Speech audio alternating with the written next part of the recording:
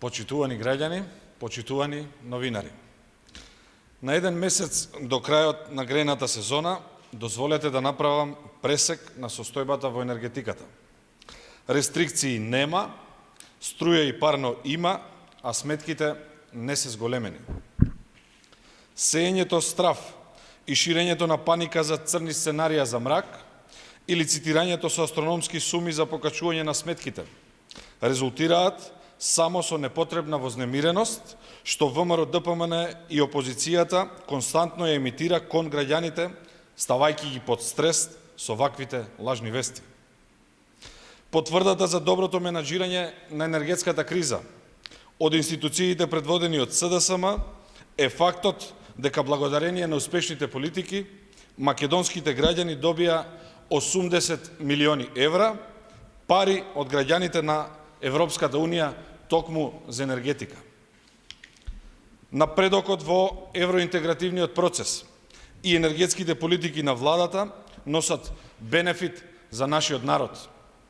Овие пари кои не се кредит, туку се директна помош од ЕУ, како буџетска поддршка за ублажување на кризата, е поддршка за субвенција на граѓаните за сметките за електрична енергија, поддршка на малите и средните компании за одржување на континуитетот на бизнисот, но и за инвестиции на државата за енергетска транзиција, обновливи извори на енергија и зголемена енергетска ефикасност. Предходно нашата држава од Европската комисија доби и 53 милиони евра за 3 нови проекти, за реновирање на 6 хидроцентрали, за окружување на проектот Ветерен парк во Богданци и изградба на регионални центри за цврст отпад во Полог, Пелагонија, Вардар, југозападен и југоисточен регион, во соработка со Европската банка за обнова и развој. Еве зошто ние се бориме безкомпромисно за евроинтегративниот процес. Покрај поддршката од Европската Унија, како одговорна партија сериозно вложуваме во нови домашни капацитети за производство на електрична енергија.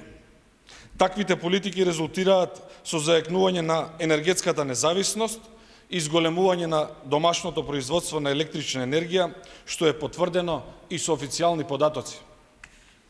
Во февруари месец оваа година, од капацитетите на ЕСМ и ТЕЦ Неготино, произведени се вкупно 504.338 мегават часови електрична енергија, што е зголемување од 80% споредбено со февруари 2022 година.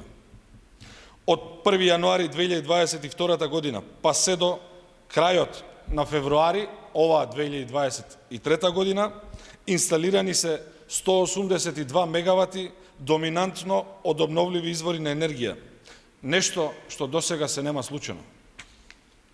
Од новите капацитети на обновливи извори може струја да добиваат 8 градови во земјата, како што се Крива Паланка, Тетово, Кочани, Крушево, Охрид, Кратово, Свети Николе, Ресен и Дојран.